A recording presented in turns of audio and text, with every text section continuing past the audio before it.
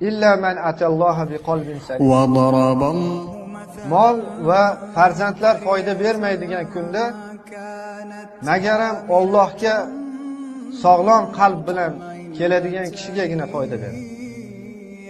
Ya'ni Alloh taolo aytayaptiki, qiyomat kunini tasvirlayapti. Qiyomat kunida mol, bola-chaqa, insonning xodimlari foyda bermaydi. Insonning odamlari, tarafdorlari, uni guruhi, uni jamoati foyda bermaydi insonga. Uni moli foyda bermaydi, mol davlati, dunyosi, uni yiqqan narsasi, bola-chaqalari ham foyda bermaydi. Alloh taolo bir narsani istisno qilyaptiki, illa man atalloha biqalbin salim. Faqatgina salim qalb foyda beradi. Ya'ni sog'lom qalb foyda beradi.